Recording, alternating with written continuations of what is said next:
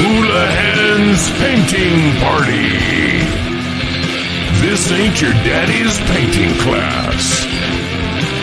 Ladies and gentlemen, it's Mary Houlihan. Hello. Okay, wait. Woo! Yeah, baby, there's something about Mary. We're doing this. Yeah, bitch. What's up? It's Mary Houlihan.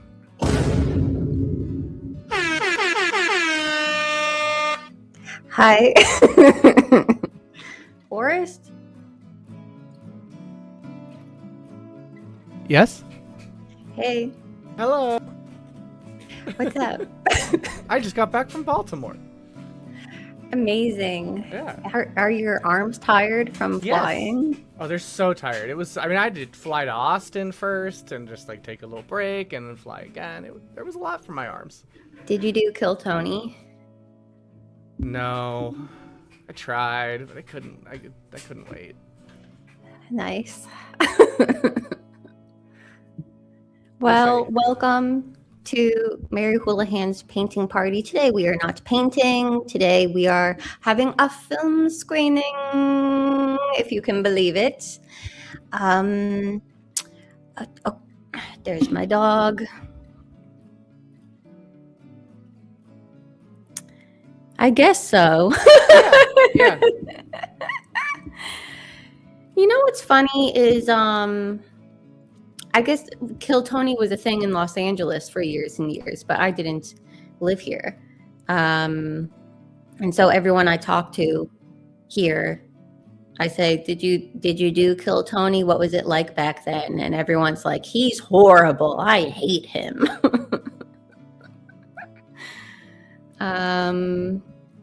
But like I always say, we must learn from Kill Tony. And if we don't like him, we should start our own shows. And also tell everyone to watch our friend shows instead of just crapping on things that are bad.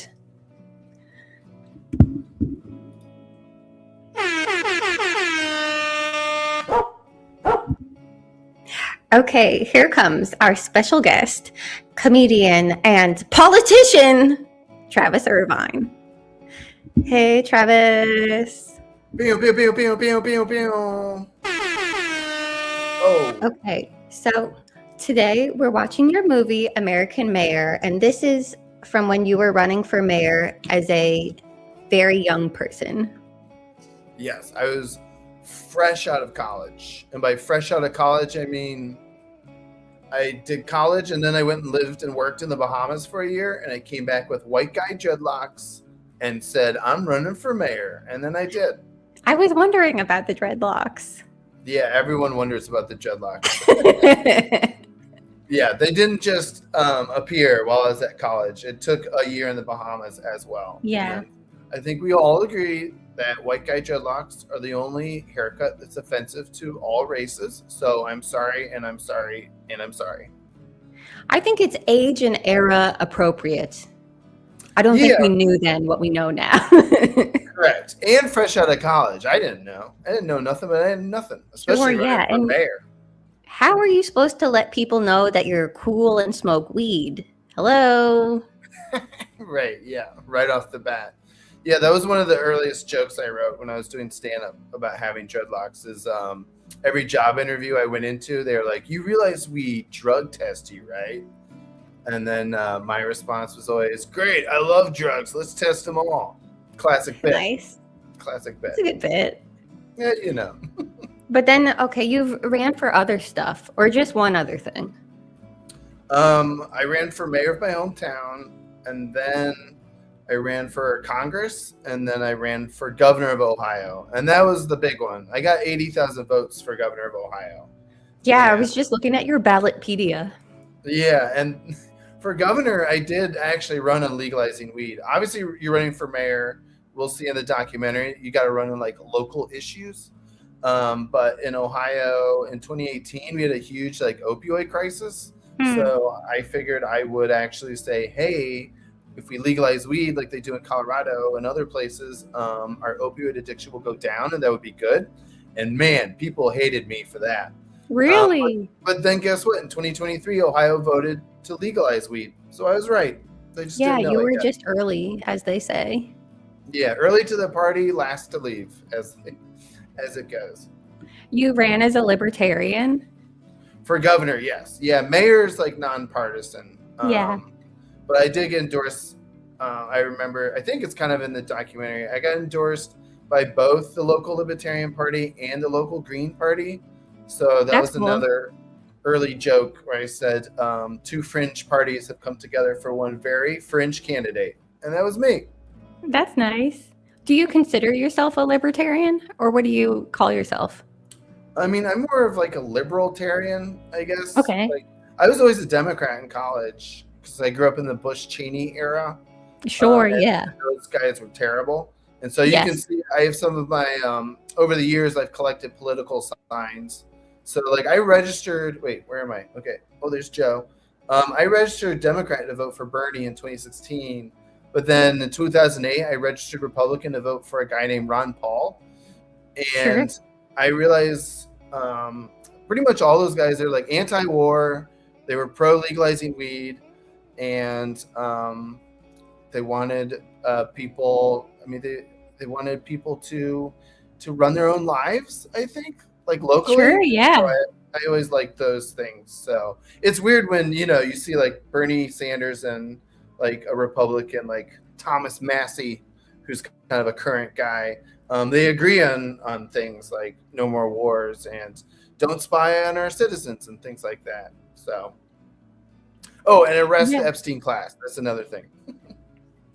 Yeah, it's interesting. I feel like, something I think about all the time is like, why does like I guess I call it, Amy Goodman says that we should call it corporate media instead of mainstream media. That corporate media tells us very specific things that we should think, and that we should think all libertarians are these guys who are Republicans. And I think especially like the past couple of years with the genocide, a lot of us are like, we'd rather work with people who don't want their taxes going to war.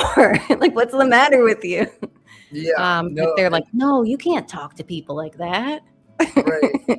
Well, and Amy Goodman's a good example. I mean, she's like been a journalism hero of mine for decades now. I mean, she's been around for a long time. And that was something I always joked about also in journalism school, back when Alex Jones, before he was like, got all magnified, like he was a pretty reliable source for like, he would have stories on police brutality that you'd never see anywhere. And so I would always joke with my classmates, like, boy, when Amy Goodman and Alex Jones are both covering the same thing, that's when you know it's probably true. Yeah. That's fun. Well, heck, let's start the movie and then we'll gab some more. Okay, I'm gonna put this on here. I told Forrest if it stops working, he has a backup link.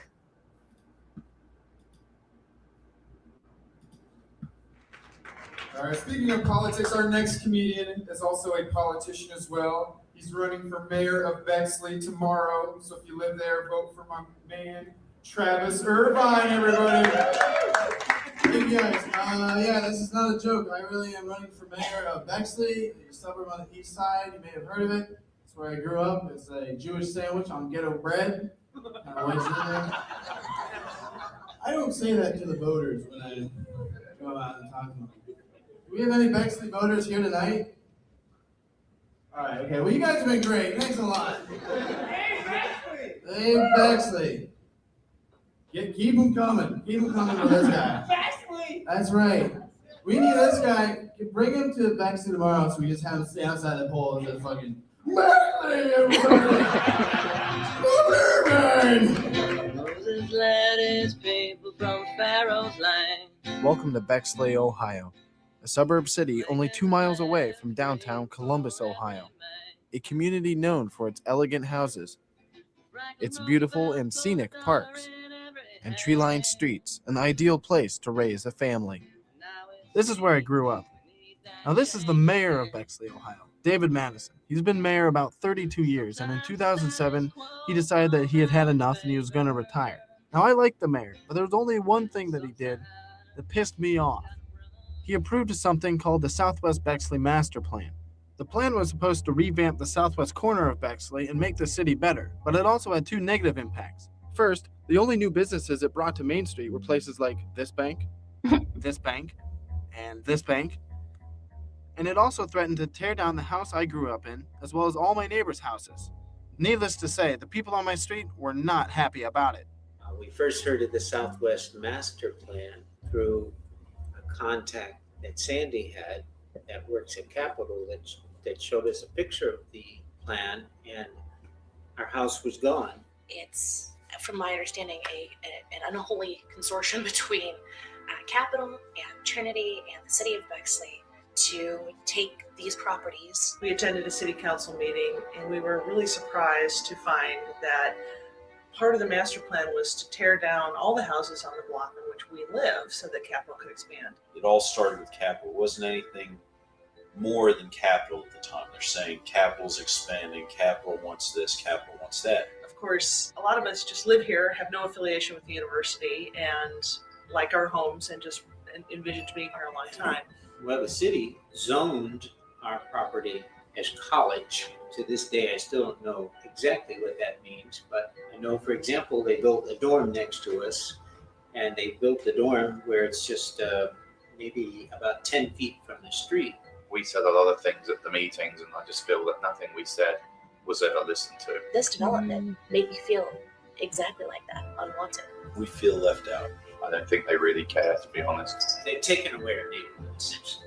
I don't know how it breaks down on the city council, but I don't get the feeling that this neighborhood is well represented. I do wish there was somebody who represented us either on the board or in office. I would really appreciate having city council members, a mayor, and city planning members that represented us. Oh, I wish there was a candidate who could address my concerns. Spider-Man. No, not Spider-Man. Hi, my name is Travis Irvine, 24 years old. I don't have a job. I live with my parents, and I'm running for mayor of my hometown.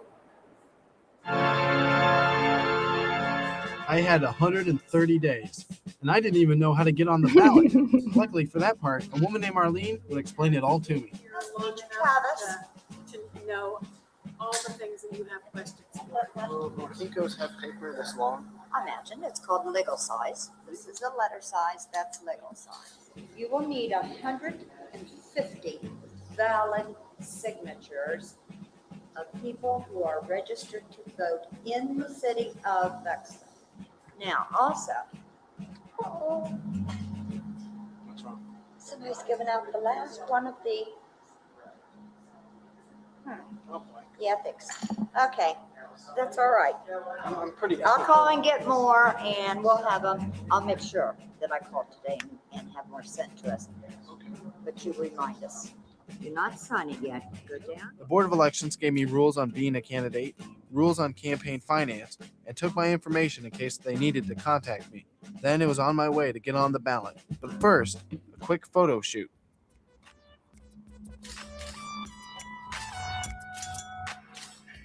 For campaign literature. All right, so this is the first committee meeting we're going to have, and I have assembled a first-rate committee here. This is my sister. Well, you're treasurer. Congratulations. I don't know if you know anything about being a treasurer. We have Jeff Todd over here. I need glasses. I need the stem of the glasses. I know. Don't worry about this. We formed a 6-person committee to help collect signatures, with our key day being the 4th of July, when people are gathered together. If I was mayor, there would be no more rain for 4th of July. That is not allowed. Not in my city. Good one. Everybody all right? Everybody okay? You guys all right? Are you guys okay? I can, yes. Hop in. Give me a ride to the car? Yes, hop in. Except roll my window up. Sorry. Can you give me a ride? Our car's just around the corner. I certainly can. Are you a registered Bexley voter? Oh, I appreciate that very much. I'm running for mayor of Bexley. Oh, are you really? Yes. Okay. Was here to help out. Making a difference. One person at a time. So Jeff got 10 signatures. That's pretty good. I did not even expect that much. Really? No. I expected 2. You expected 10? No, 2. 2? The 2 people at my house? Yeah, basically. We got the bulk of our signatures on the 4th of July and finished getting the rest of them throughout the month. I ended up getting 82 signatures. My sister and Jeff Todd both got 40. Another girl named Katie got 20 and then moved to New York. Another girl named Cody got 100 and moved to Vermont. And my friend Ruben got 9. And then he lost his sheet. And then he quit. So altogether, we had 282 signatures. With only 150 required to get on the ballot, we were in good shape. That person got 20. Another guy got 9, and then he lost his sheet. We'll forget about him. Thank you all very much. Oh, God. Okay, so we got a crazy mayor race over there in Bexley. We got a mayor for 32 years. He's retiring, so the whole city's running for mayor. And I'm one of 8 candidates. There's me, and there's the openly gay director of technology for the city. There's a Republican councilman, a councilwoman, a prominent Jewish lawyer, a prominent Main Street developer, and the guy who ran for mayor 12 years ago and lost by less than 40 votes. He's given it a second try. A senior in high school, and a squirrel named Winkles. Who's ahead in the polls? Which is very strange. But you're all Winkle supporters, apparently. At first, I ended up making a lot of mistakes. For example, I didn't know how to talk to newspaper reporters, or for that matter, what to look like when talking to a newspaper reporter. All right. What was your should I talk about? Well, I don't know, my pro-squirrel policy. Then I tried to recruit freshman poli-sci students from the very same university I was trying to fight. What do you guys think, college students are going to react to this? The fact that they could have a 24-year-old mayor if they all just went out and voted for me. Do you think anybody would be interested in that, or not really? Might be. Is there much for you guys to do around here, on a Friday, Saturday night, besides that noise right there? No? And finally, I campaigned at the Labor Day block party with nappy hair and no balloons. I've heard a lot about you. Thank you. Pardon me? How much do the balloons cost? They were about 14 cents a piece, and then the cost It's worth it. At first I thought it was John Stewart. How you doing, Steve? Yeah. Okay. Nice to meet you. It does look like almost like a bear. Yeah, it's got a John Stewart kind of look to it. Is this a joke? Are you really trying to Are you Travis? No, I'm not. Travis is talking to that group right there. He's got the green shirt on. Well, nice talking to you. All right, yes. Good luck. Yeah, good luck to you. Yes. Democracy in action, right? That was a dismal failure. Dismal failure. There was no way I could represent my neighbors if people weren't even taking my campaign seriously. So I turned to Larry Heiser. Larry was elected Bexley City Auditor in 2005 and has been a family friend since I was 10. If anyone could help me learn city government, it was Larry. For all the enterprise funds, water, sewer, and refuse, they're self-sustaining, so that residents pay for your water bills. So we have property taxes, income tax, and then we have the estate tax. And the estate tax just is whatever happens. They went from 3 bad years in a row to 3 fantastic years in a row, which is why we're sitting on so much money right now. So fantastic years mean more people died. More people passed away who had lots of estate dollars. That's good. Should I make that a campaign issue? Be like, I encourage people to die in Bexley. When I announced my candidacy, I had big, nasty, nappy dreadlocks. And if you're running for public office, you cannot have big, nappy, nasty dreadlocks. I kept going door to door, and people were like, You realize they drug test the mayor, right? And all I can say is, great, I love drugs. Let's test them all. Which is the wrong answer if you're running for public office. This is a picture of my first haircut ever. This is the man who cut my hair. This is Chris. This is Chris right now. This is me right now.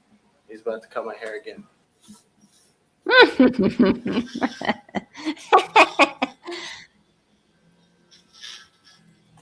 Make me mayor. Make me mayor. Well, it's all in parts and little sections yet, but I think it's gonna work out well. Not ruined forever. That's my boy. Yeah. Yes, indeed. And with that, I was off to run for mayor, as a candidate my neighbors deserved. Making the clear freedom for every man. Franklin Roosevelt put $1 in every hand. Now it seems we need that change again. Sometimes the status quo falls out of favor. Sometimes you just gotta run for mayor. Sometimes the circus comes into town. The elephants push everyone around. The donkeys sure make an annoying sound. But all the animals, they shit on the ground. Sometimes the black and white gets a little grayer. Sometimes you just gotta run for mayor. We've been here for a whole lot of days. Men and women toiling for their pay. And every generation's making the same mistake. Maybe it's time to raise the stakes. Sometimes the game just needs another player. Sometimes you just gotta run for mayor.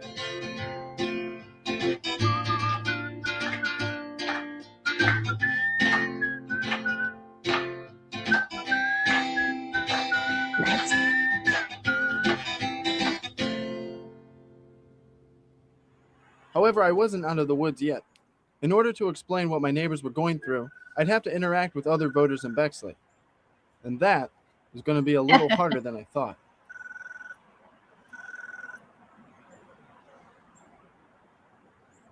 Discuss this residence. Hi, my name is Travis Irvine. I'm running for mayor of Bexley. Well, I'm sorry. I don't live in Bexley. I'm just here at their house. Oh, is anybody? And the folks are not here.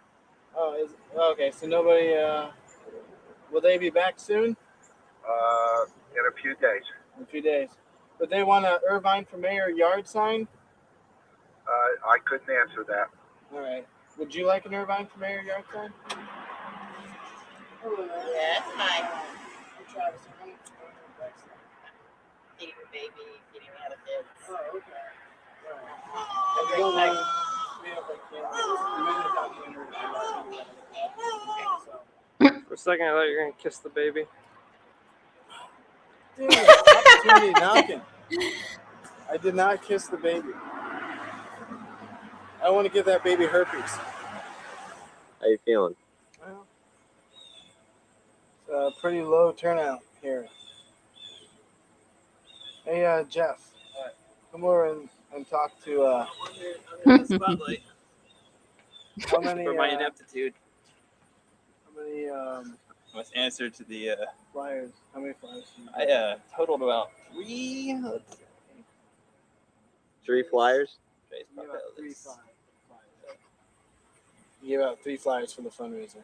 I gave him 700 flyers.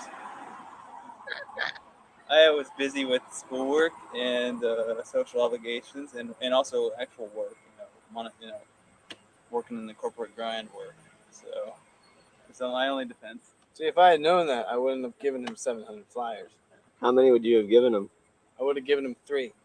I don't like to be a confrontational person, so I also had a bit of trepidation, a bit of fear in my passing out flyers, and should have worked over that somehow. Just because all it is passing out flyers. What the hell are they going to do? Accost me or beat me or batter me to death? I don't know. Probably not. Hey, shit, 2 mosquitoes. Sorry about that. Very unprofessional. But yeah, 2 mosquitoes. It happens. Close proximity to my arm there, my lower arm. So. Even though it's quite the bug spray. So where does the campaign go from here? South Bexley. And then came the most important day of the campaign, the debate at the library in South Bexley. After that, everything changed.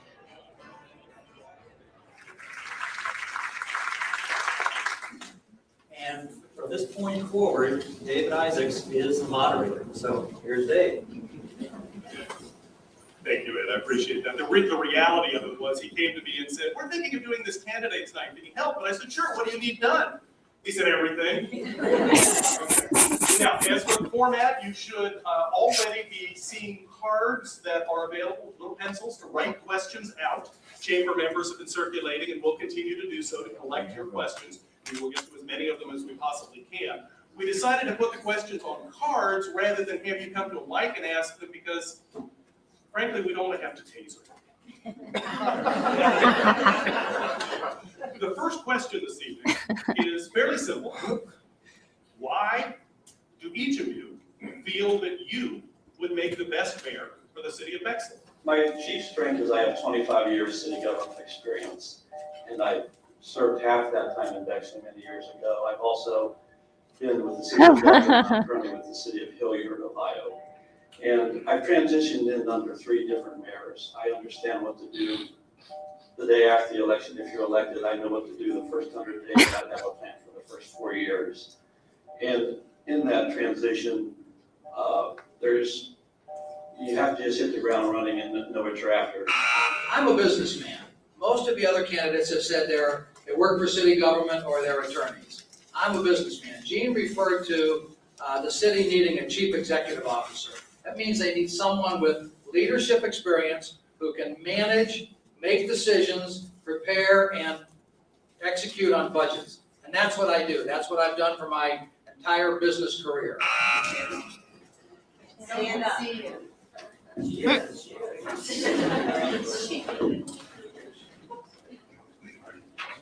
We had discussed that before, and we've got a little problem with the chairs not scooting on the carpet, so you might have to give us a minute to do that.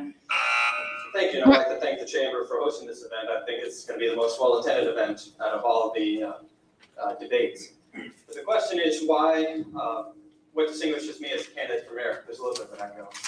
Good evening, my name is Bill Winkler. We all have our strengths and our weaknesses. One of my weaknesses that I'm starting to learn is I have an issue with enclosed spaces.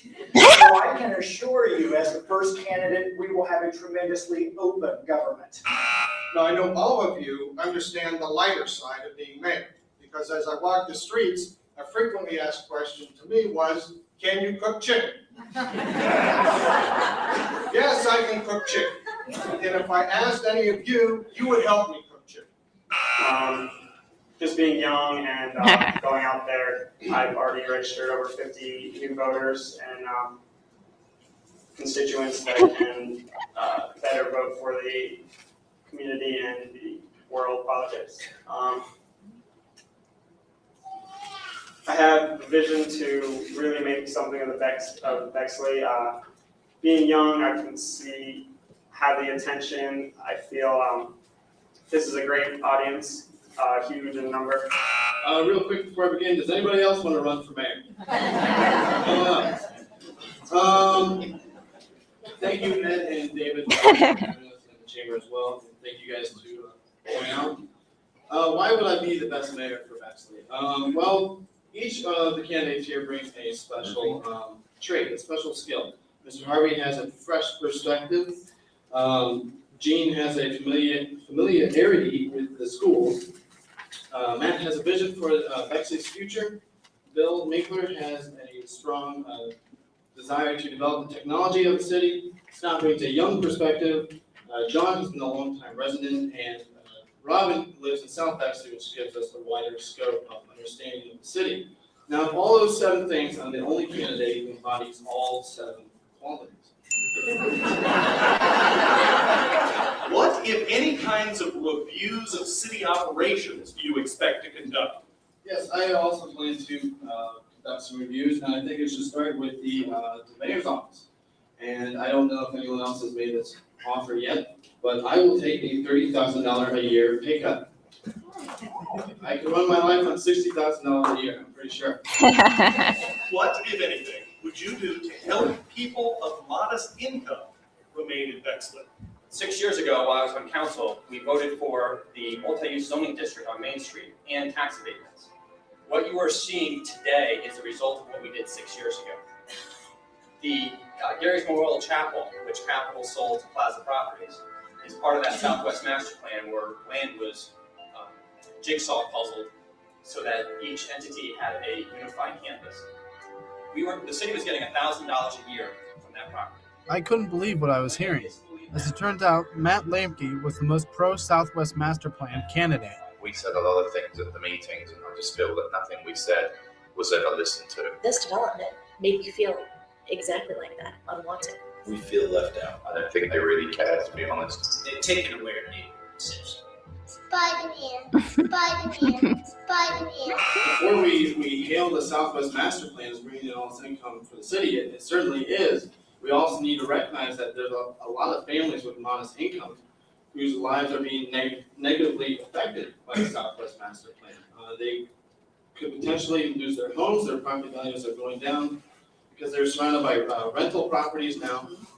And this is something I think that we should really consider, considering if we want to keep them in Bexley. Maybe we didn't. I think everyone else has pretty much touched on not raising taxes, bringing in more revenue into the city. I'm, of course, against raising taxes. And the surplus, I'd like to see a surplus in the budget eventually. And I think that can be done with cutting the costs and bringing in better businesses on Main Street. Maybe more things for people to do instead of banks.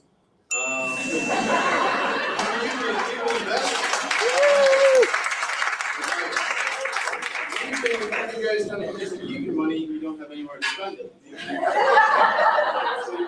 Now all we had to do was keep the momentum going. Hi, I'm Bexley mayoral candidate Travis Irvine.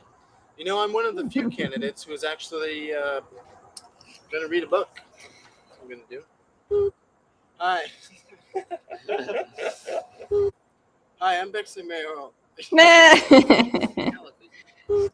Hi, I'm Bexley. I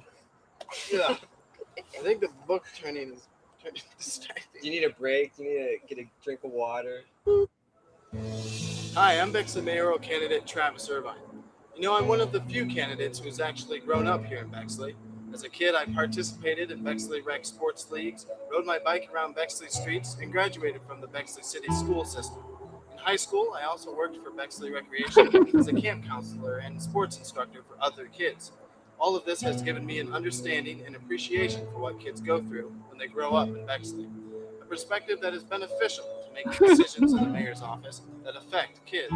After all, I recognize more than anyone that kids are Bexley's greatest resource.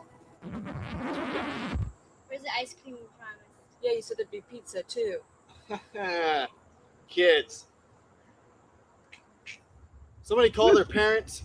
My mom was talking to a very powerful woman in South Bexley. Okay. And word around the campfire is I've got South Bexley locked up. No way. I've got South Bexley. Hey, ready? Yeah.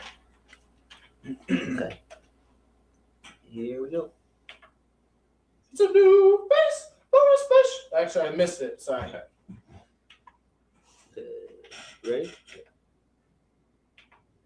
It's a new face for a special place. Let's get Bexley marching to a masterpiece.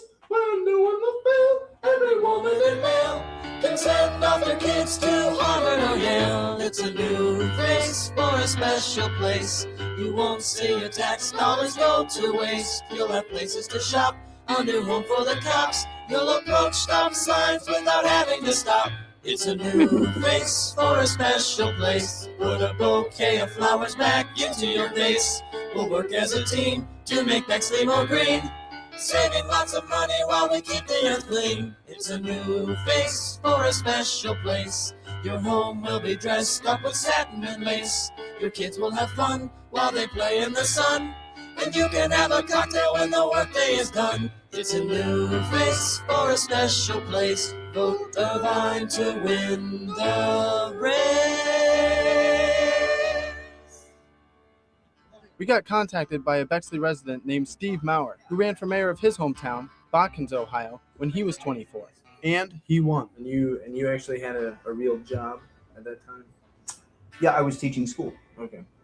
Did you live with your parents? I did until I was elected. Okay. And then I bought a house. There you go. If 75 or 80% of the 18-year-olds and up voted, 18 to 30, that would change national policy. If enough young people voted, the drinking age in the state would not be 21. Right. Because that's a good point. Young people have it in their power to change it. All they have to do is circulate petitions and get it on the ballot. They're too busy getting drunk, though. Illegally, what they could do. Yeah. I've done my best to try to separate myself from the high school senior, because when you listen to him speak at the debates, you're like, oh my God, the schools need more money. We are failing our children. So that's about me and this kid here. But here's what the other paper talked about when they came to me.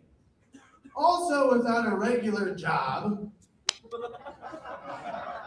is self-employed filmmaker Travis Irvine, whose first feature-length flick, Coons, Night of the Bandits of the Night, is awaiting its DVD release. The film is a horror spoof, and Irvine's campaign website suggests he is similarly lighthearted about running for mayor. For example, it says he's as Bexley pie. I totally am. A reference to a contest he plans to hold that would give the city an official pie incorporating the traditional Bexley colors. Here's my quote. The insides would have to be blue and white, Irvine said. I'm thinking blueberries or something. End quote. And then this one's cute. This one just came in from the Dispatch. Voters Guide this Sunday. The most widely read Voters Guide in the entire Central Ohio region. They open it up with this. 8 people are running for mayor in Bexley, including 2 who are still living with their parents.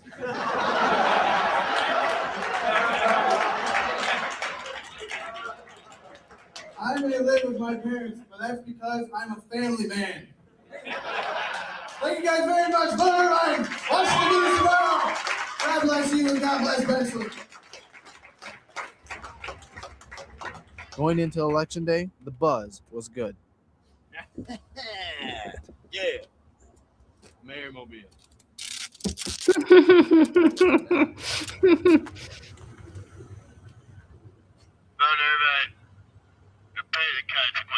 It's a new face for a special place. Let's get Bexley marching to a faster pace. Vote Irvine. Irvine for mayor. See that? Vote Irvine. Vote Irvine, young lady. Montrose Elementary School. Vote Irvine for mayor. All right, let's get out of here. Keep it up, sir. I admire someone who runs for his health. I'm running for mayor. Attention art students. Don't forget to vote today.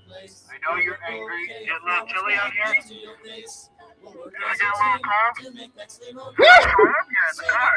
Will you two please get real jobs? How you doing? Hey, vote Irvine. Thank you, Cousin Tracy. You were fantastic and came back. You okay there, lady? There's warm in here. Vote Irvine. Vote Irvine, people. Irvine for mayor. Irvine for mayor. I'm Travis Irvine, and I approve this jingle. Feeling good? Feeling all right. I'm voting for myself. That makes one. I don't know anything about it. Well, real quick. Oh, you already made up your mind. Not really. Not really? Kind of. It's just one. This is where they told me to stand. I don't know if I should vote for myself, to be honest. You're having second thoughts? I'm having second thoughts. What's the problem? That lady made me second guess myself. This gives you your instructions. You make your selections, and then you go back and you review your selections after all that. And at the very end, it'll ask you to cast your ballot. Until you press confirm, you haven't actually voted. So make sure you get to that final confirm screen. Let us know if you have any questions.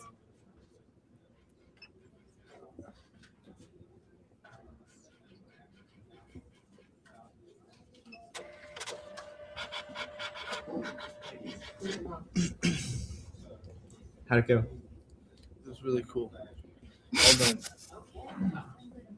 You get your voted today sticker. Thank you.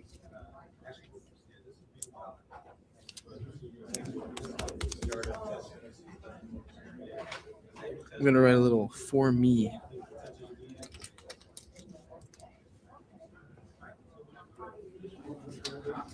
Vote Irvine. Huh? Vote Irvine for mayor. Oh. Do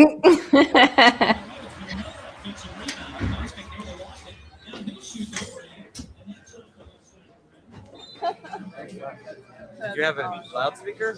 Yeah, and then I had my bullhorn and I'd say funny things like vote for Irvine for a strong republic. Little things like, at the other people, I'd be like, get a real job, sir. Get a job. No, but it's funny. You don't understand. It's funny, right?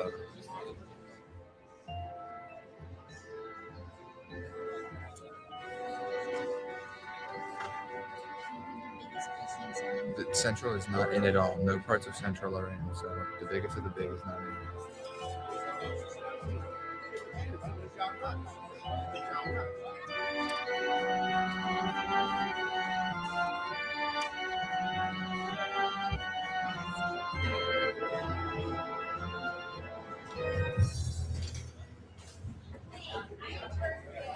Oh, here comes the bacon.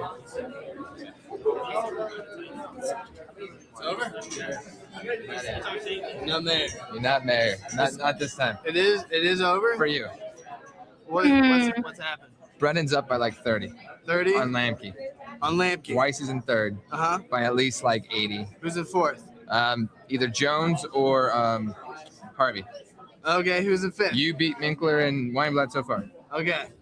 All right. So is You're there in still sixth. a chance? You're in sixth. Is there still a chance? About yours? Yeah. Not this year. Not this year? No. Absolutely not. There's three precincts left. Three precincts. They're all central. They're all central. Man, sixth place. Beat the gay dude and the high school kid. Why'd you have to tell us now? Why can't you wait until like? Because you waited for later. 3 hours. What? Can we go tell John? They haven't announced all of the precincts. I'm sure he knows. The race was now neck and neck between the most pro-Southwest master plan candidate Matt Lamke and John Brennan. Three precincts out. You were up by 30. 3 votes. Like nearly 30, yeah. 30 votes. Yeah, it was pretty close. It was not a lot. It was definitely neck and neck. They said, 31. somebody said, oh, Brennan's got it now by 55. Okay, they just brought a cake in, so we'll see. That sounds great. Thanks. All right. We're ahead. We're on 55. I think it's over. Are they all in? All the Well, we're waiting to see. Official count, baby. Read them all. Gene Weiss, 947. Matt Lemke, 999. John Brennan, 1,034.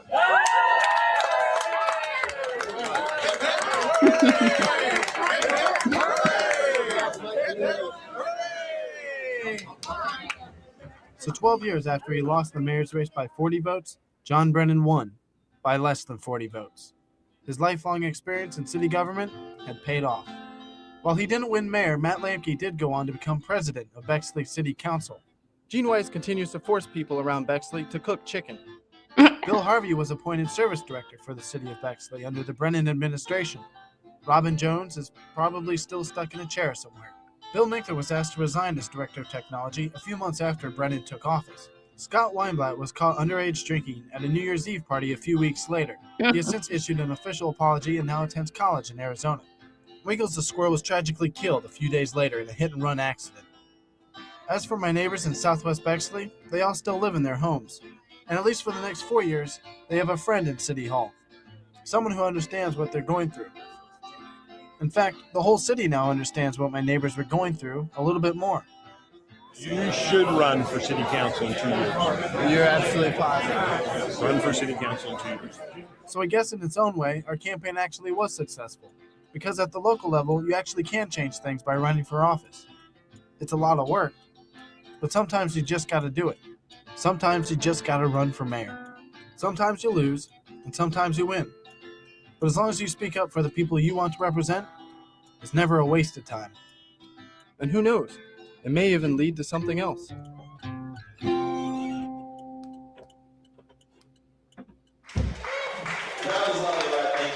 Coming up next, we have a man who ran for mayor of Bexley in 2007. He currently lives and performs in New York City. However, he is moving back here to Ohio to run for Congress in the 12th district in 2010. Ladies and gentlemen, give it up for Travis Irvine. This is not a joke. I am running for Congress in the 12th district. That is your district. I would like to be your congressman. And my platform is onion rings for everybody. So there you go. Young men walking down the street. Wow.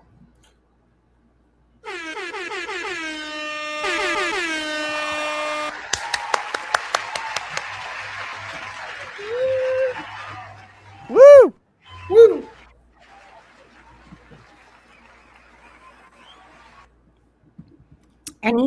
You've probably watched this a million times. Any thoughts watching it this time? No, I mean, I only get to watch it like once a year now. So last time we showed in September, I think, in my hometown. So I haven't seen it since then. So it's actually kind of fun to see it. You're right, because when you make a movie, you like watch it over and over and over until it's done.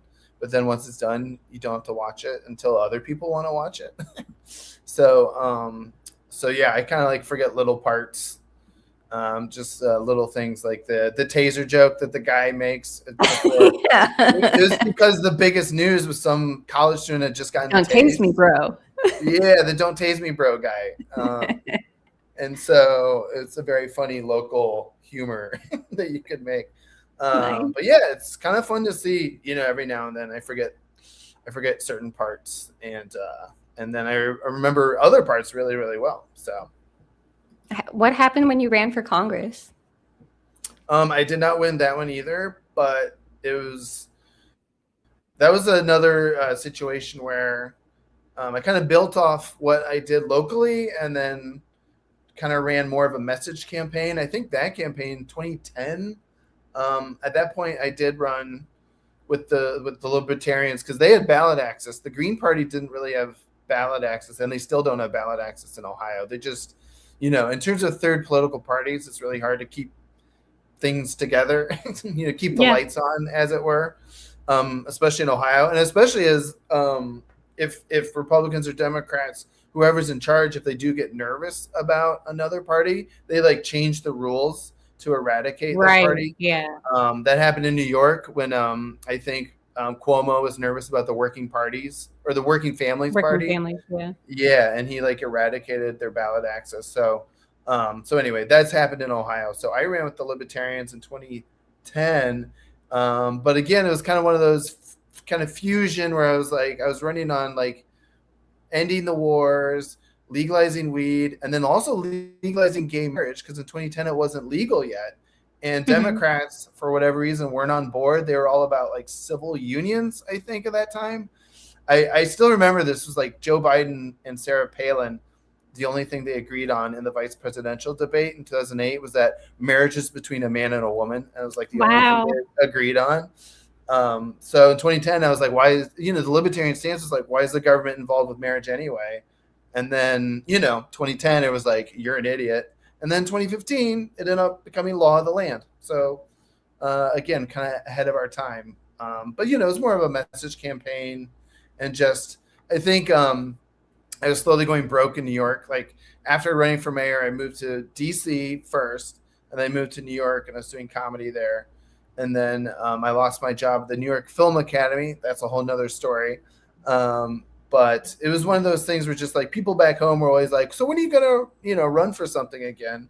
And I think they wanted me to run for like city council or something. And instead I ruined that political capital and ran for Congress as a libertarian instead. But we were so proud of that campaign. Our videos did go viral. One of our videos got on PBS NewsHour. They called it one of the most clever campaign ads of the 2010 election season. So, it was one of those things where maybe if you fail at one thing, you succeed at another. And I think by that point, Jay Leno had put the campaign jingle you saw in there. That was like a black and white jingle commercial. Yes. He had put it on his show, and that went viral for us as well. Was just putting the jingle. Yeah, he has a quote about it. He said, he had a segment called "Elected or Not Elected," and he would show like wacky campaign ads, and he would ask the audience like, "Okay, are they elected or not elected?"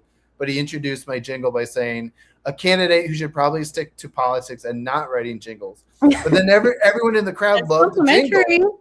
Yeah. But then the crowd loved the jingle. So then Jay Leno had to like change his tune. He's like, actually, I like that song. So anyway, there's fun stories that come out of running. But as you saw, the whole point for me is people should run, right? Because we're in a super weird time right now. And I think even if you're like, whoa, I have all these crazy posts from Facebook or college or whatever from my past, should I still stand up and run for something I believe in? I still think people should. Maybe it's obviously a different scale if you're running for Senate in Maine compared to running for mayor or city council in your hometown. But all politics is local, and it's like, even though I lost, I got the message out about what my neighbors were going through, and we ended up killing that Southwest Master Plan. That thing's done. Capital University is currently out of money. I'm friends with 4 out of the 7 city council members now, maybe 5. And, my endorsement and my, little $25 donation I make to city council candidates goes a long way, because they're like, oh, that's the guy who ran for mayor and saved that whole section of the city that would have been knocked down and turned into dorms and baseball fields. So it's kind of weird. It's like, I'm not mayor, but, I have influence or whatever it's called. But very modest influence. I'm not like, a developer or anything. I'm kind of someone who stood up and we got our message out and we got the job done. So it's a happy ending. Do you want to run for office again? Man, people keep wanting me to back home, but I'm so happy, with my weird little comedy film life now. Like, you and I, we both work in Los Angeles. I still vote and pay taxes in Ohio. I vote, I lived in New York for 9 years, but I always voted and paid taxes in Ohio because I don't know, New York and LA, it's just like your vote doesn't really do much here. So, so I always kept that connection. So, but to your point, like that, having that allows me to still donate to candidates I believe in back home. And then, I can, unlike a JD Vance, who very publicly, moved to the Bay Area to work for Peter Thiel or whatever, and then he moved back to Ohio to run for Senate.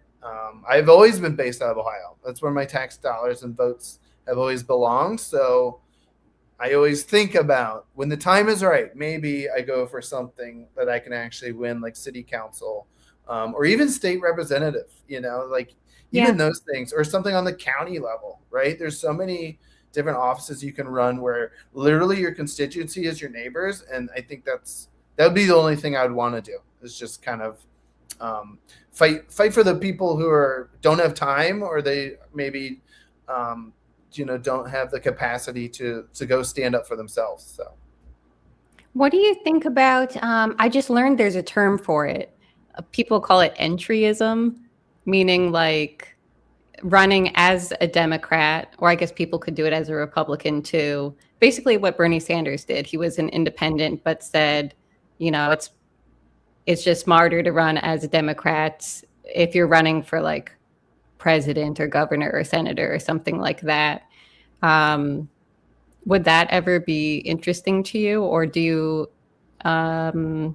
or is being third party more appealing to you? I mean, I've definitely always liked third party. Like when I was a kid, I was the only one to vote for Ross Perot in our like mock presidential election. I remember when they announced the vote totals, he got 1 vote, and I like looked around. I was like, "Come on!" So yeah, I do like and I learned this because I actually have a picture of me with Chuck Schumer. After I ran for mayor, I moved to DC to work in Chuck Schumer's office, and even that, like I was already like skeptical of the 2-party system, but even like being in the Senate, you just learn how toxic it is, right? Like the hustling of the votes and like the millions of dollars, hundreds of millions of dollars now spent on like 2 Senate races, right? I know. Just so they have their majorities, and it's so dumb. And yeah, I am very. If I did run, I mean, like my neighborhood's very Democrat, so I would want to do like an independent who's endorsed by the Democrats and the Libertarians, because the Libertarians still love me. So I wonder if that could possibly even work. But yeah, I don't know if I would ever run as a Democrat. I would want to do like an independent endorsed by Democrats, I think, because like you said, that's what Bernie Sanders did in Vermont. Angus King is another guy. He's out of Maine. He used to be governor. He's an independent. And even Ron Paul. Like I met Ron Paul when I was running for Congress. I went to DC. And I like called his office and be like, "Hey, can I like sit down with him, maybe get an endorsement?" And he was like, "Well, I won't endorse you, but I'll meet with you." And Ron Paul's whole thing was because Ron Paul had run for president as a libertarian way back like 1988, and he was just like, "Yeah, I can get more done as a Republican." And so that was, but he was always very much like against all of the things the Republicans were doing, like starting wars and the Patriot Act and things like that. So yeah, I think patriotism has its place for sure. I think it honestly depends on the state you're in. Totally. Like Ohio, it's actually harder to get on the ballot as an independent than it would be as a Democrat or Republican. So, and then, Libertarians and Greens, they're just always on an uphill battle for ballot access. So I guess it depends. I mean, the nice thing about local, and that's, I guess to kind of bring it back to the local, is at least in Ohio, it's nonpartisan. Like if you're a big city, it's like you get endorsed by the big political parties, but a smaller city like mine, it's all nonpartisan. You can get endorsed by local political parties, but it doesn't say it next to your name. All you have on there is just your name, and that's pretty much it. That's cool. You got to like, you stand in your reputation basically instead of a letter. Sure. I want to show you something cool. Get a load of this. Share screen. Okay. So, basically I started doing like a podcast, like interviews, and I've been having this stream for eons, but I started doing like an interview podcast and like documentary type things about a year ago. And essentially I was just like, I feel like everyone's blacklisted. And then when you say this, people are like, "No, don't say that." And I'm like, "No, it seems like they are." So I just started interviewing friends who I felt like they seem too left-leaning to get hired anywhere, but they're funny and they should be on a platform. And through doing that, some of my friends were like, "I have this cool friend running for office. Do you want to meet them?" So now I've gotten to know all these people who like ran for office in California. And so this one girl I'm friends with now, Ida Ashuri, she ran with the Peace and Freedom Party. So like she knew she wasn't going to win basically. But so this chart shows what her and her opponent spent per vote. So she came in last, but she like it, you know what I mean? Like her campaign spent 43 cents per vote. And as more votes have come in, it's gone even lower than that. And other people have to spend $20, $30 to get one vote. Yeah. And it's like, you know, campaigns are won by votes, but in a way, by this metric, she won. And I think that's like kind of exciting. Well, it depends on your mood. It's exciting or it's like sad and cynical because, oh, why isn't it this way? Right. Yeah. I've seen those types of charts before, and then you're just like, oh, it's just bribery. You pay Yes. everyone. You could just be paying everyone $23 each to vote for you. That's a good. I'm thinking of our math. I think I raised $1,200 to get 200 votes in the Bexley mayor's race. So I guess that's what rough math. Is that $6 per vote? I think it's $6 per vote. Pretty good. Not great, but for Congress, we only raised $9,000, but we got 9,000 votes, so it was $1 per vote. And then for governor, when I went for governor of Ohio, we got 80,000 votes, but we only raised, I think, $30,000. So I don't even know that math off the top of my head, but that's less than $1 per vote. And 80,000 people is like a stadium full of people. That always like blows my mind. When I sit and think about all the people who voted for me. If we all just wanted to hang out, we need a football stadium. Right. I interviewed Maybe Pudlow, who was running for Senate, and they previously ran for Congress against Adam Schiff. They were challenging him from the left. And they got, I think, 60, 70, 80,000, something like that, votes. And like, it's so, because the media is like, trans and non-binary is so weird. Leftists are so weird. Right. And it's even like, in LA, they say that. Yeah. So for like, you know, almost 100,000 people to be like, I don't know this non-binary person, but I believe they'll make my life better is pretty fucking cool. Yeah, right. And then, okay, so sometimes I fantasize.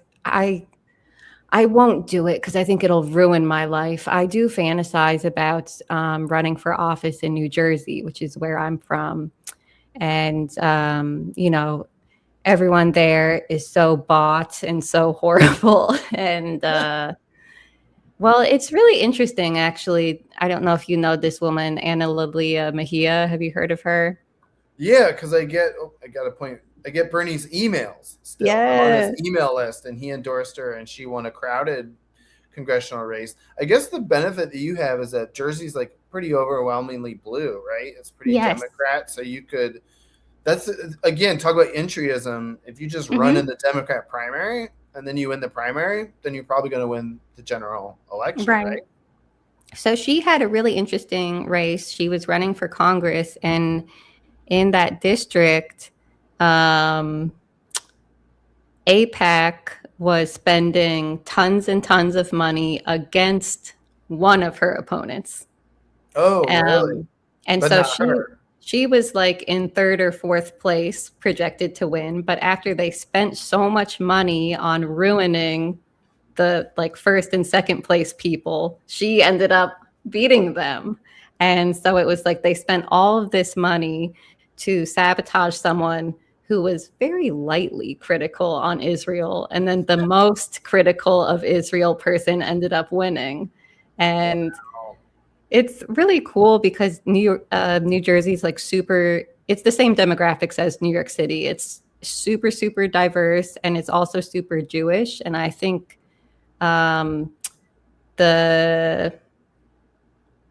traditional way people were thinking were like, oh, don't say anything about Israel, and you have to support Israel because you'll alienate the Jewish voters. But you see Ana Lilia Mejia and you see Zoran Mamdani, and it's like, all of these 18 to 40-year-old Jewish people love them and came out in droves to vote for them. But people like Cory Booker and Josh Gottheimer, who I hate, they're still like so Israeled out. Right. Yeah, okay, that's oh, sorry, I was just gonna say that. Yeah, go for it. Before we showed the movie, we were talking about or I mentioned Thomas Massey in Kentucky. He's very libertarian leaning Republican, but he's still a Republican.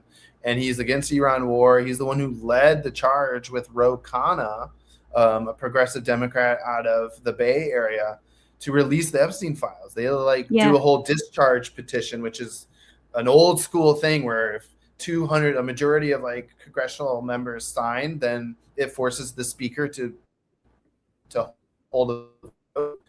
And yeah, I think AIPAC and AIPAC's allies, they spent like $30 million against him in the primary. And it's just so bonkers to just be like, oh yeah, you can just drop money and switch a seat. That was what he said. He went on Meet the Press after he lost, and he was like, they couldn't buy my vote, so they bought the seat. And that's just kind of, talk about being cynical. That's kind of where we're at. But it's a cool story about with New Jersey, where it's such a crowded race. Mhm. If so much money is being spent against one person, they forget about the other person. Yes. And then, yeah, it's like, oh, that worked out. Yeah. Yeah, they're really interesting, that pair, Ro Khanna and Thomas Massey. I feel like they're very encouraging. I'm sure people, if they wanted, they could say, Mary, but Thomas Massey does blah, blah, blah. And I'd say, oh, he does? Okay. But Yeah. it's just awesome to just show two people working across the lines on something that actually matters and that actually mobilizes people. And something, you probably saw this, but after Massey lost, Ro Khanna made a video where he said, my friend Thomas Massey, he lost, but he beat his opponent in the 18 to 40-year-olds by 30 points. And so if you guys voted for him because you're against the war and you're against foreign aid and you're against the Epstein class, then maybe there's room for you in the Democratic Party, because people like me and some other people, we're trying to move the party in that direction. And I thought that was so awesome. And a lot of people won't do that, which is very annoying to me. Right. But it happens a lot. That's I mentioned before about the early 2000s, when 9/11 had just happened and Republicans and Democrats, establishment Republicans and Democrats, were all arm in arm about, we got to pass the Patriot Act.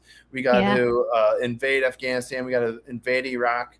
And it was literally I think Russ Feingold, who's a progressive Democrat out of Wisconsin, and then Ron Paul from Texas were the only two people, Libertarian Republican and progressive Democrat, they're only two people who voted against the Patriot Act. And then when the Iraq War came, that was just same deal.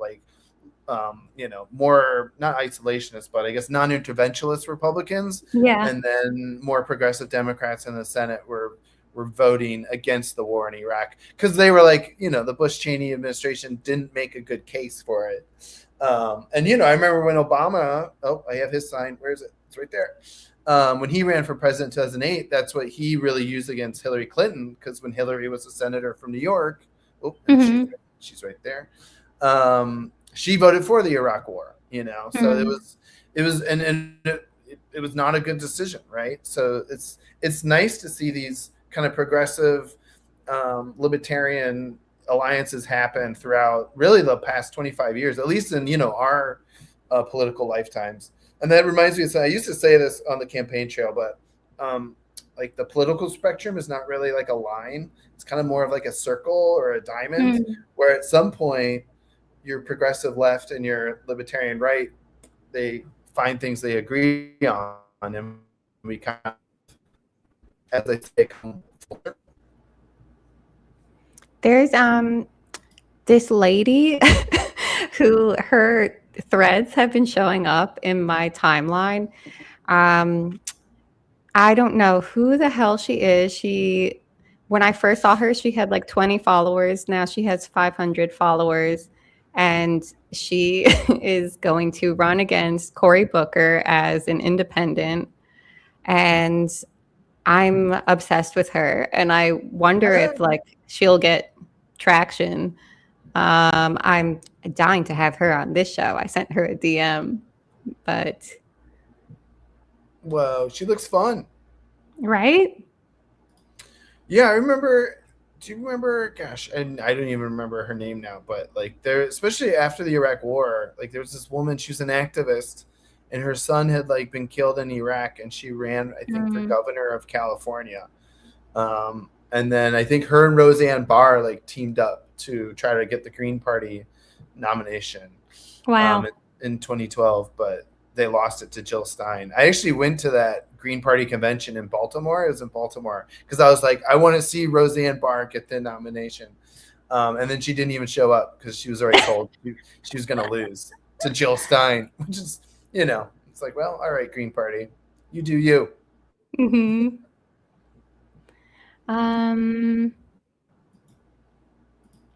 What's scary about running for office? Or conversely, what's something that you think people are scared of running for office that turns out to not actually be scary? I mean, I think you kind of seen it with the Graham Plattner campaign now in Maine. Like, oh, you did questionable things in your youth, and I mean, now we all live in the digital age, and it's all preserved, and it could all come back to haunt you. Especially as a comedian, I was like always just like, oh boy, what are they gonna do? Find my album? Available now on iTunes, and things like that. But no, I found the more terrifying stuff to be, I mean, going door to door, I feel is so invasive. For mayor, it was easier. I did it for Congress to mix results. I didn't bother doing it for governor. Ohio's very big, but going door to door is something I've had to do for just campaign work. In fact, during 2020, during the COVID pandemic, I took a campaign job in Wyoming because Wyoming was like the only place that was wide open, but like the COVID rate was like 14%. Like we all got COVID by the end of the campaign because we were knocking on doors and people were like, it's Wyoming. They're like, take off that mask and shake my hand. I'll vote for you. I'm like, okay.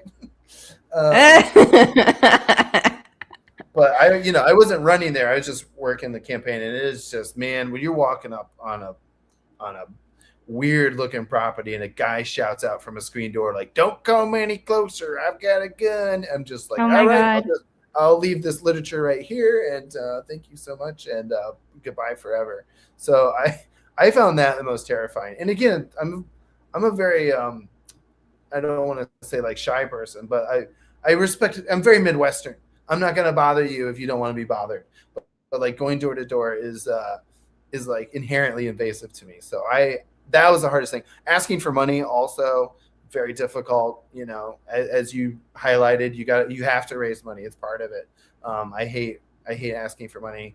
Those are my things. But then the things like public speaking, I love public speaking. I mean, there were some governors candidates nights that obviously my two major opponents never showed up to. But man, I mean, we didn't make a documentary about my governor's race. We were too busy. And I was like, also, I've already done that. I already did that for the mayor thing. But man, there was some like a candidates night in Ross County, Chillicothe. Man, I crushed so hard. I had like the Ross County Democrat chair and the Ross County Republican chair both come up to me after and be like, "You were fantastic tonight. We are not voting for you, but you were great." I was just like, okay. So, there's things that you find, and that's the thing. I think you played your strengths, right? I love making videos. We would make funny, quirky commercials that would get noticed, where otherwise we probably would have never been noticed. And, those things that, sometimes I was editing them myself. So they're cheap to make and they got us a lot of attention. So that's what I would say is if you want to run, run on at least 3 to 5 things you really believe in. People are always going to ask you nuanced questions about stuff you've never heard of or thought about. But if you have 3 to 5 issues you really believe in and you think are good, correct issues to stand on, and then have a good team of trusted friends behind you, supporters. You do have to have the support of at least 5 people to even form a committee, So that's my other thing. Sometimes, especially in libertarian circles, it's literally a dude. And by a dude, I mean like a young guy like I was, but like living in his grandma's basement with no friends. And you're like, you need at least 3 to 5 friends to even make this happen.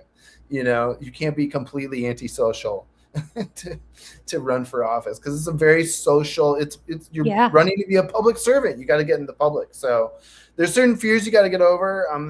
But yeah, there's certain things you don't feel comfortable doing. That's what volunteers are for. Send them door to door. The congressperson where I used to live, Josh Gottheimer, I think he's so horrible, and sometimes I'm like, someone's gonna run for that. But then I think Congress doesn't even seem like a fun job. You have to like be in DC with. Oh yeah, well, it's an Right? easier job. I mean, Okay. honestly, the mayor is busier. The mayor of my hometown is Yeah. a busier full-time job than Mhm. Congress. But Congress gets paid way more. So Well, that sounds cool. yeah, it's like I mentioned state rep earlier, and it's like state rep. It is a part-time job, and they get full-time salaries plus benefits. It is the biggest joke. It's. I don't know if you're familiar with the old political commentator Molly Ivins out of Austin, Texas. She said this. She was so good. I used to read her columns when I was growing up, and I probably didn't understand half of them, but she had this great line about the Texas legislature is back in session, and somewhere in rural Texas, a village has lost its idiot. And that's kind of how it is. It's like sometimes, especially in states like Ohio, you look at the state legislature and you're like, man, they are not sending their best and brightest up here. So, but they get paid. They barely have to work and they get paid. Okay, maybe I will do that. Yay! Mary for Congress. Josh Gottheimer sucks. Let's see. Okay, I'm pulling up a map. Share screen. Okay. All right. Okay, so this is where Josh Gottheimer represents the tippy top of New Jersey, spanning from like the bottom of New York State to like the east of Pennsylvania, where it's like Poconos and woodsy. And so the district, it includes like where like Cardi B and like rappers and NBA players live, like by the Hudson River. And you To can like get their endorsements. seriously. You can get Cardi B's endorsement. Honestly, you're in. You're shooing. I'm thinking. And then, then back all the way towards the west, it gets very woodsy, Republican-ish.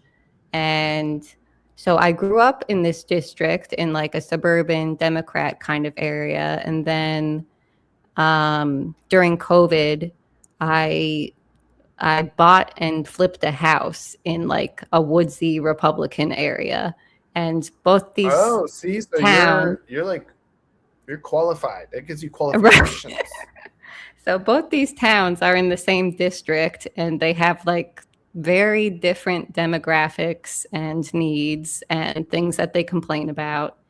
And so I was living in like this woodsy, go hiking and go canoeing type of area when the genocide started. And the congressperson is like one of AIPAC's favorite people. And like, I wrote to him and he sent me back a letter saying like, nope, Israel has to finish the job, basically, like just like horrifying. Finish the job. I know. And I'm like, how many like Muslim people wrote to you and got this form letter back? That's like horrifying. Wow. Right. Yeah. That he received so many letters that he had to have a copy and paste response, basically. Yes. Yeah. And then I see his posts recommended on Facebook where, it's like, we're celebrating Israel today. And I'm like, what the hell is the matter with this person? And I don't think anyone ran against him. Or there's this Green Party person who runs against him sometimes named Bo Forte. I kind of wish Bo Forte would just run as a Democrat. Mm-hmm. But with the backing. Yeah. Yeah. Yeah, Bo Forte should entry his way into the Democrat Party. I think so. Maybe I should just work for Beau Forte. Right? There you go. I mean, Beau Forte, I will say, great political name. Beautiful name. Play up to his fortes. Exactly. Oh, if he gets Will Forte's endorsement, it's over. There you go. Cardi B and Will Forte. That honestly is such a good point. I should just You should write a letter see to what Cardi B. rappers I could get. I think Chris Rock also might be in the district. Right? I mean, this celebrity backing would honestly go pretty far, I feel, in a district like that. I'll give it a whirl. Well, here's the thing. It's like the more west you go, it gets very racist. So I'll also have to get some like Bass Pro Shop style celebrities if there are any. Well, here's the thing. You could take maybe take a piece out of Thomas Massey's book and be like, hey, I want to release these Epstein files. I am against your taxpayer dollars going into this war in Iran that Trump said he wouldn't start, but then he did start. I mean, that's kind of the libertarian strategy in Ohio this year is just running everything the Republicans ran on 2 years ago, because then they didn't do any of it. I mean, it's kind of bonkers. You can literally just use their own campaign policies against them. And then you get that Bass Pro Shop guy. I mean, that's a vital contingent there. You know, I really don't want to, but then I think about it and I'm like, I bet I would be good at it because I could knock doors and say, remember I used to live here? I know you guys. Yeah. And they'd be like, she's kind of weird, but she did live here. Did live here. And she hates Jeffrey Epstein. Yeah. It says right there. Like, I mean, you can literally have a flyer that's just the Epstein files. You could get Marjorie Taylor Greene's endorsement. She hates Trump now. I was just watching a clip of her. I mean, I'm telling you, I don't know. Why not? Like, that's where that's literally why our little slogan on the mayor movie is sometimes you just got to run for mayor. It was like, we were at this point where it was like, I mean, I don't know what would have happened if I didn't stand up. You know, I don't. Seriously. No, everyone else was too busy. Everyone was mad and they were going to the city council meetings, but it wasn't doing anything. And then the local newspaper, I remember even the local newspaper coverage was like, residents gripe about new development plan. And it's just like, so the media was against us and city council was against us. And man, I mean, I had those white guy dreadlocks. I just had no fear. But I also had nothing else to do because it was the classic millennial move back home after college situation. So I say, if it feels right, do it. I just don't. I think my whole point is I don't want to discourage anyone from doing it. It can be scary. It can be hard. But man, I mean, it sounds like that Josh Gottheimer guy sucks. I hate it. And that's what I'm saying. It's like, I bet you a bunch of other people feel the same way. But like you just said, so many of these places, like they're so gerrymandered or whatever that people just like, well, there's nothing we can do. And then no one has time to do anything. So, sometimes it's up to us, the little rascally comedians. Okay, get a load of this. I'll let you go soon. I've held you too long, but one last thing I'll show you. I visited this town, California City, where there's a detention center, and here's the local ABC News. They did a piece on it, and like, oh my, it's just so crazy what's going on there. There's a detention center. It was a private prison, and then people voted to phase out private prisons. And so this company, Core Civic, was there and they had this big prison property. And then they were like, oh man, the state is making us close our prison. Wait a second. Man. And they just reopened as a detention center. And all the residents there hate it. And the company is just like, what you gonna do about it? And it's very horrifying. And so like I made a video about it and I was talking to one of my friends and she was saying like, oh, we just need to get like mainstream news to care. And I was like, the local ABC is talking about it. And they're like, what the fuck? What is going on? Wow. And like, So yeah, there's this whole piece about all these people coming in. The town overwhelmingly is like, we do not want this. And then They don't want the prison. They're against the prison. no. Okay. And then here's the mayor, and the mayor says in the video, he says like, well, we have to open the prison because if we don't, Core Civic will sue us into poverty, and then we won't be able to operate as a town anymore. Oh my What the hell? What does that even mean? I mean, look, I mean, for on the one hand, that's a local official knows where the bread is buttered, right? He's probably like, this is our biggest industry. If we lose it, we're ruined. But at the same time, I mean, I'm seeing this in Ohio all the time. Is like, I mean, the Rust Belt. This is what we've been dealing with for decades. A big plant closes, and a bunch of people lose their jobs, and it decimates everything for a hot second until the town learns we have to reinvent ourselves. And you get a thing that's not a prison, or everyone starts their own little small businesses like coffee shops and everything. I was just reading about this this town in southern Ohio. It was like they had this big nuclear development. Like they developed literally like the toxic stuff for nuclear weapons in like the 1950s, and it was there for decades and decades, and then it's closed, and then jobs leave and everything. But like they're having a little renaissance now where it's like now the downtown has coffee shops and restaurants and bars and boutique shops and art galleries, and it's just like eventually people are going to find a way where they don't need a big corporation to give them the job that they need all the time. They go create their own job, or they create their own business. And so I don't know, this poor mayor, I'm sure he's just like, oh, I'm gonna lose all my my city's benefits, and and then his mind is like, my legacy is going to be losing this giant economic thing, but he doesn't really think past that. That's the thing about politicians, and this is the danger we have to avoid, Mary. Is politicians never think past their next election. They are absolutely addicted to, how do I stay in this job, and they will twist themselves into pretzels and do whatever for whatever money they can get to keep that job, and it's pretty bonkers. So that poor mayor, in a way, I sympathize, but also like, what the hell is he talking about?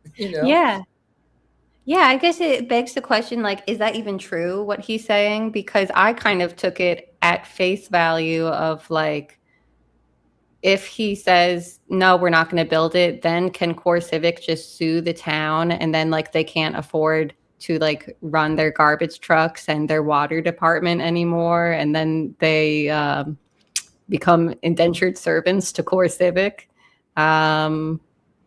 But it seems like the residents the whole say, city, no, that's bullshit. Right. And then this is the other thing. People power is still very real. That's what you were showing those pictures of all those people in those meetings. That's real stuff. I mean, I still read so much Ohio news, and it was like, Republicans run Ohio right now, and there's all these big stories about Medicaid fraud and everything. So like Republicans are trying to push through these bills before they go on summer break to like restrict Medicaid for people. And they had this ridiculous thing in the bill where they said family members can't be paid by Medicaid anymore to take care of family members. Wow. Yeah, and literally dozens of families with their relatives in wheelchairs with feeding tubes and all that, they're just like, no one else will do this. If I don't get paid to do this by Medicaid, then my family member, we either have to hire someone, which there's already a shortage of these kind of workers anyway, or we have to put them in a very expensive facility that then Medicaid will have to pay for anyway. It's more cost effective to just have Medicaid money go to paying family members a very modest monthly sum to take care of their sick loved ones. And I'm happy to say, because people showed up, it worked. The Republicans ripped it out of the bill. They're like, you're right, that's ridiculous. So, never, ever count out the value of showing up, especially, again, if you got 10, 20, 30 people showing up to a meeting. It's the same thing in Ohio with data centers right now. People are pissed about data centers. And they're showing up to these little town, sleepy town meetings in a high school gymnasium or whatever, and just yelling about these data centers are taking all their water and they're raising their electricity bills. I mean, I when people are mad for a good reason, I'm all for it. When they show up and they're like mad about the local corporation, I think that's a good thing. When they show up, they're mad about voter fraud that's non-existent. It's like, well, I wish you could channel your energy elsewhere, but Yes. we'll agree where we agree, and sometimes we agree to disagree. And ain't that America? That is America. Well, do you have anything to plug?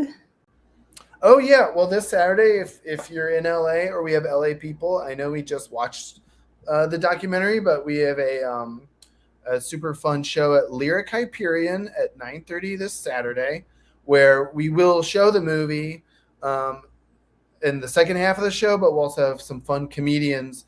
Some of my favorites: James Adomian, Nick Vatterott, Shayna Rabini.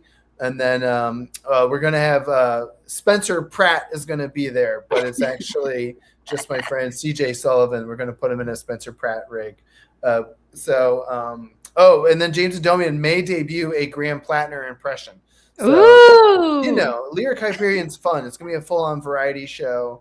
It's going to be comedy, characters, and then the documentary. And it's even more fun to watch it, in a theater with other people too. It's always kind of fun to see where people laugh and then where people, we've had some fun screenings of it over the years. So I want to thank you for showing it. And I hope everyone, if you can make it on Saturday, you can. And then if not, follow me on social media, Travis Irvine USA. And we will be showing the movie more this year. I already have like a screening booked in Albuquerque, one booked in Normal, Illinois. I'm just, anywhere that's going to let me show this movie, I just want to keep showing people and kind of keep having these conversations with people who are interested in running for office. Do you know Billy Nord?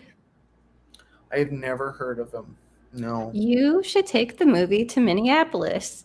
There's this guy, Billy Nord, who used to live in New York, and he was like a comedy fan, and he would produce comedian shows for them. And he moved back to Minneapolis, where he's from, and is running for Congress right now. And he all the time, he invites comedians to like, come stay at my house. And if you're doing shows, blah, blah, blah. And so sometimes he's had shows where he'll have a comedian and then he'll also talk politics. That sounds like a perfect fit. Ooh, okay. Billy Nord. I'll scratch it down. Where's my pen? Just remind me later. I'm totally down.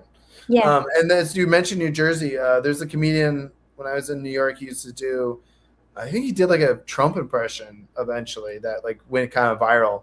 J.L. Colvin, I think he ran in one of those Democratic primaries as well. So, I didn't know that. Yeah. So that's the thing. I am all for it. If who's the Ukrainian president? Zelensky. Yeah. He was a comedian. Sometimes the comedians we're truth tellers already. Yes. Sometimes we got to be the ones to step up and take the job. I always thought Jon Stewart was maybe going to run for like Senate or something in Jersey because he lives in Jersey too. But he makes too much money actually being a comedian. So yes, he should just do that, I guess. Oh, one last thing. Did you watch The Rehearsal season 2? No, is that what's his name? Nathan Fielder. Yeah, no. We saw him at a restaurant one time here in LA. Me and all my friends, my Nick Maritatos and my Danny Solomons. Nice. It was at the Red Lion. Have you ever been there? Mm-mm. It's very good, like German food. But Nathan Fielder was there with a whole group of people at the table. And that's it. That's the closest I've come to watching The Rehearsal. You should watch. Heck, maybe I'll screen select episodes. I thought it was like a masterpiece. And there's like multiple storylines going on across the season. And one of them is that he's maybe autistic. We don't know. And his obsession is airline safety. And he's been studying plane crashes for ages and ages, and actually develops like a theory on like what he thinks will mitigate plane crashes. And so he is talking about how like, oh, I've been a comedian all these years and people always think I'm being ironic or like satirical or something, and they don't take me seriously, but I have these really good ideas and I need to learn how to like express them properly. So they show him like studying footage of Jon Stewart and Hassan Minaj and all these people like on the Senate floor doing their little speeches, and he's learning how to do that. And he also like meets with a congressperson, and the meeting is very depressing because the person doesn't want to do anything. Of course. Yeah. No, that's I mean, again, we saw it in the Mayor movie, but like the whole thing that turned, I mean, everyone thought I was a joke until that specific debate at the public library. I mean, that's not a I mean, you kind of limited with the documentary to, you shoot as much as you can, but then you use what you got. And we really did. I don't think we were exaggerating that was really like a turning point for our campaign, because I had done stand-up comedy, and even then it was like very modest. I had just done it in college, and maybe I was like a few years in on telling jokes in public, but it really helped me in that debate. I mean, you could see some of those people, even John Brennan, who's a sweetheart who won and became mayor, like he kept doing this with his hands, and then the woman who couldn't scooch back in the I know, chair. that was embarrassing. And then Matt Lamke, who just came off as such a cold douchebag because he was just like constantly just like, we already asked that question. There's an echo.